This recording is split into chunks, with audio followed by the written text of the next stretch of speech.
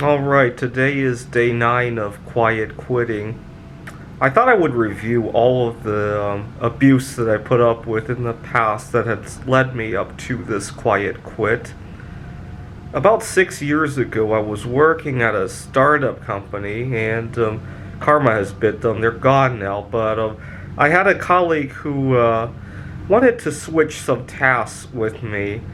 We had rotations of people who would handle bug fixes. Customers would write in with various bugs, and we had a rotation of employees who would handle that. And he wanted to switch one week with that he was doing it for another week that I was doing it, and I didn't think much of it.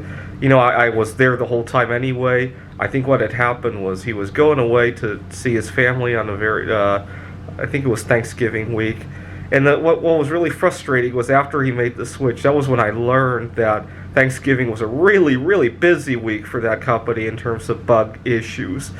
And so when I pointed this out to him, he ghosted me, which really upset me because not only did I have to handle this task, but I also lost an important connection at work, and that really upset me. Had he said anything like he didn't realize it, how he could reciprocate to it, I might have been more open to it. What was really funny was I later came to find out he didn't even go on vacation. He only switched the tasks with me, and that was really frustrating. And I think he probably did it because he thought that I was weak and that I didn't have family support. Right, I was single at the time, and he probably just assumed that I would be the one who would do it without making noise about it, which I didn't make noise at the time, but it upset me so much that it really affected morale. So I don't know. He probably just didn't want to hear any noise about it, which is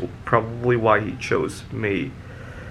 Now, for several years now, I've been doing remote work with the tutoring, and I have one manager who just thinks that because I'm single, I'm available at odd hours, and oftentimes when he has these loose hours, like 1 hour here, 2 hours there, he'll assign me to it.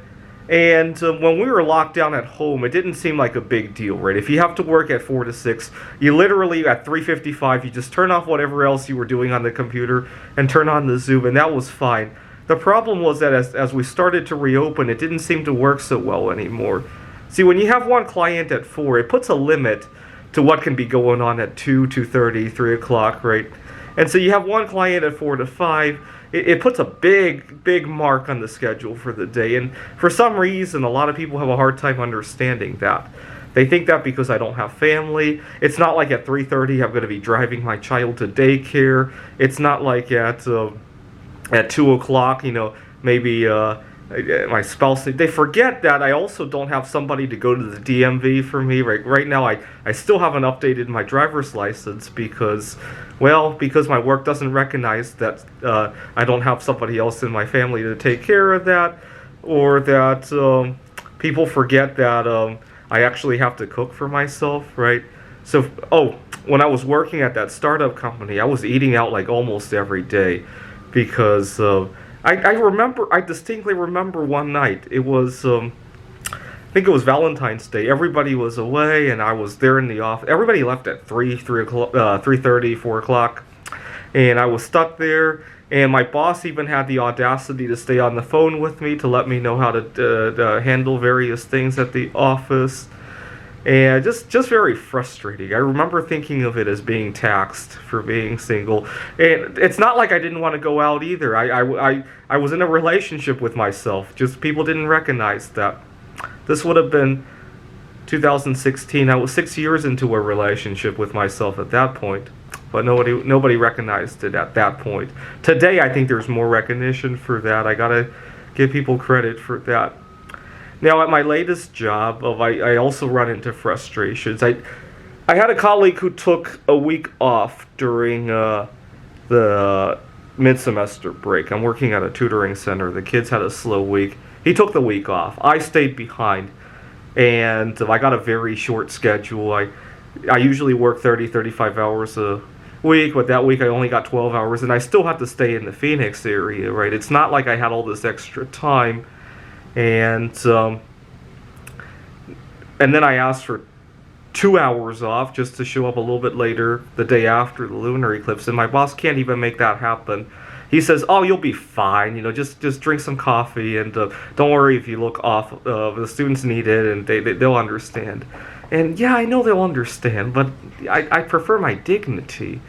But of course, because I don't have a wife or kids who are going to see me messed up, he thinks it's okay. And I had another problem with a lunar eclipse a few years ago. It was Saturday in the park on the 4th of July. I went to see a lunar eclipse on July 4th, 2020.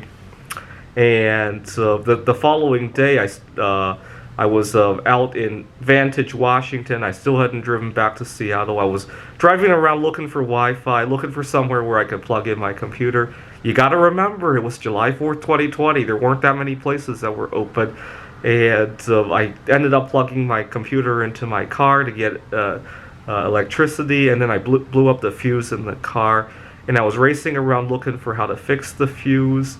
And just because I'm single and I'm expected to not have to call off, I think a few of my colleagues might have been dealing with kids not having a daycare to go to, or maybe their kids were sick with COVID. I don't remember the details, but there were a lot of issues at the time, if I remember correctly. So, and then I had to donate some of my vacation time to a bunch of colleagues who had COVID problems, and many years ago I had to give a bunch of vacation time to another colleague with who just wanted some extra maternity leave.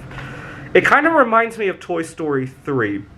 In Toy Story 3, Buzz and the other toys of Andy were lost, and they got stuck in this room with very young children, and they were abused, right? They were being played with by babies, and then they look in an adjoining room with older toddlers who really took care of their toys, and these other toys at the daycare center got much better treatment, right? A lot of times at work, that's how I feel. I distinctly remember the first time I saw that scene. It really made me cry.